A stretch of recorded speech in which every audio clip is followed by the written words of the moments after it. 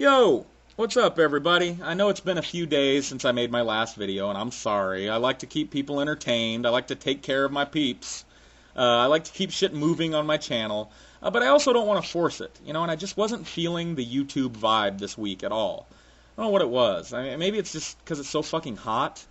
When I get off of work, all I want to do is just lay down on my couch, grab my fan right there, and point it right at my crotch. Get some nice loose shorts on, no underwear, and just get a good breeze going right across my balls while I watch TV. In fact, after I'm done making this video, that's exactly what I'm going to do. I bought the Die Hard trilogy the other night. My girlfriend is out of town, so I'm going to lay down on that couch. I'm going to get some nice cool air on my nuts, and I'm going to watch Die Hard all night long. And I know you're jealous. I know you're jealous. That's some fine American cinema right there. It's going to be fucking glorious. Anyway, something happened to me at work the other day. I thought I'd make a video about it. I was talking to one of the girls that I work with, and she kind of got briefly onto the subject of religion, and she asked me, she said, "Oh, by the way, Paul, what denomination of Christian are you?" Just assuming that I'm a Christian, right? So, at this point, I had a choice. Now, I could have just brushed the question off and saved myself a lot of grief. And, I don't look down on atheists that choose to do that. If you don't wear your atheism on your sleeve at work, I don't think it makes you a coward. I just think you're saving yourself a lot of trouble.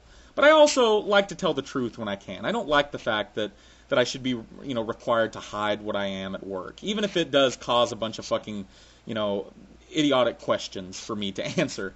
So I just told her outright. I said, actually, I'm not a Christian. I'm not religious. I'm an atheist. I don't believe in God.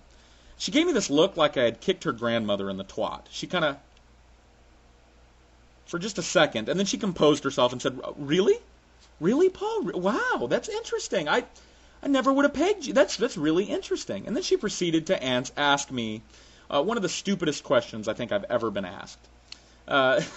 She asked me, she said, "Well, let me ask you something. Let's just hypothetically assume that half of the world is Muslim and half of the world is Christian, and you've got to be one or the other. Which one would you pick?"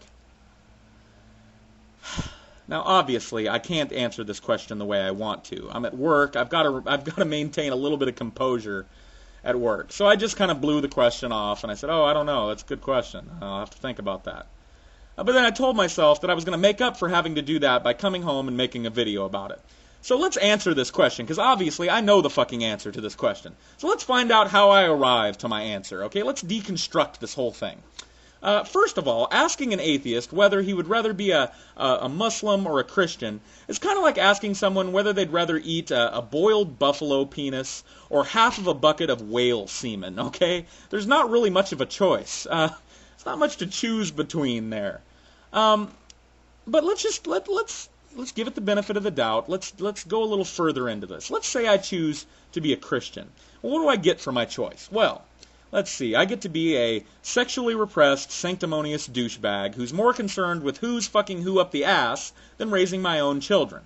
Yeah, that's right. I get to walk around, I get to poke my nose into other people's fucking bedrooms. I get to tell you who to sleep with and how to sleep with them. I get to tell you who you can marry, what kind of operations you can have. I get to tell you what kind of science your children get to learn. I get to insinuate myself into politics. Hey, I'm an outgoing guy. I'm a go-getter, right? I think I'd slide right into that aspect of Christianity, so that's a good fit. Unfortunately, there's some other things about Christianity that wouldn't really mesh well with me. Sunday mornings, for instance, wouldn't work. I have to work on Sunday mornings sometimes.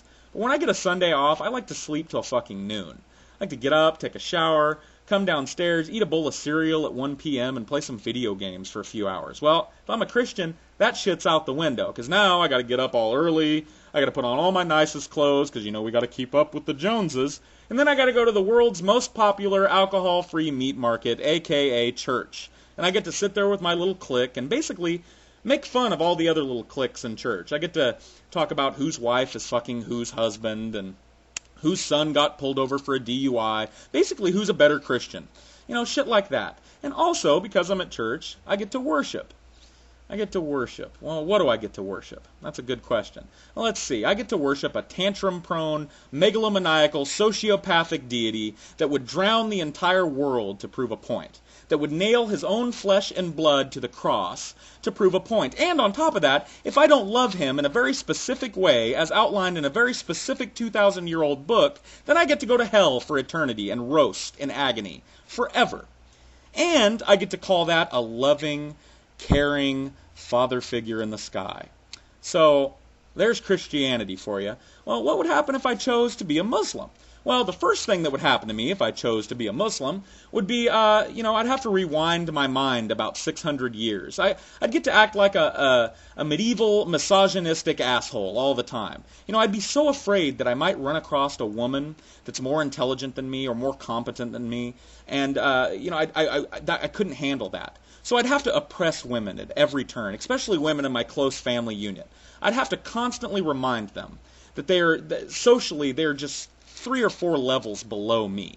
And thankfully, the religion that I'm a member of really supports my male inadequacy issues. It really supports that fear of women. So that's a good thing, right? But unfortunately, I also have to be a two-faced asshole in public. And let me explain that to you. When I'm in public, I've got to say shit like this. Oh, I don't condone terrorism. I don't understand how anybody that calls themselves a Muslim could go out and kill an innocent. The Quran is very, very... And, I don't know why my Muslim accent sounds like some sort of a mix between Russian, Jamaican, and Transylvanian vampire, but I'm going to go with it.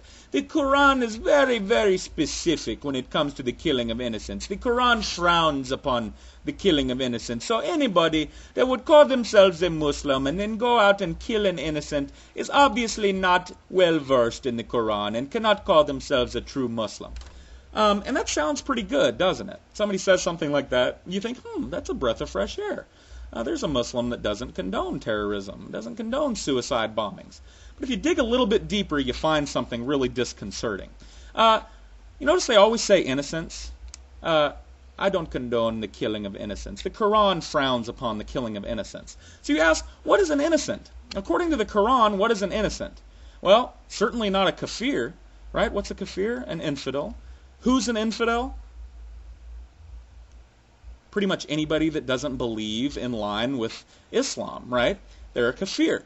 And Islam is pretty specific on what you can and can't do to kafirs. Islam is pretty specific in its encouraging people to go out and give their lives fighting kafirs until the entire planet is scoured of them, and there's nothing but Islam left. So basically, in public, I get to say one thing, but in private, every time a car bomb goes off in Karbala and 5 American soldiers are killed, I get a big fucking hard-on. So there's Islam for you. So which one do I choose? Has anybody guessed at this point which one of those two I would have to choose? In case you haven't, let me tell you, neither. Neither. I would rather be hunted down by a bunch of fucking Mormons on bicycles and a bunch of fucking turban-sporting, scimitar-wielding, Arabic pony-riding savages from the fucking desert and be beheaded or dragged by my toenails through the city streets while a bunch of shoeless children chase me and beat me with sticks until I'm dead. I would rather that happen than line up behind either one of those. And that's on top of the fact that I couldn't choose to be a Christian or a Muslim if I wanted to. My lack of belief in God is not a choice, okay? I either believe in something or I don't. I won't wake up tomorrow and just go, I think today I believe that Jesus is the Son of God. I think today I believe there is only one God and Muhammad is his prophet. No, I don't make choices like that. I can't choose to be a religious believer any more than I could choose to believe that the earth is pancake flat. Okay, you want to know what is a choice? Faith. The willing suspension of disbelief. Now that's a choice. When your bullshit alarm is going off and you choose not to listen to it, that's a choice. Okay, atheism is not a fucking choice. I hope that answers the question. I really do. I'm probably going to see you a couple more times this weekend. I'm feeling that, fire of anger burning deep down inside of me. So either I've got some videos welling up or the meatloaf I just had for dinner is not good. One of the two. But either way, you're going to be hearing more from me very soon. Thanks for watching. Thanks to all my new subscribers. I just topped out 500. So thanks, everybody. And until next time. Yeah. That's how Paul's ego do it.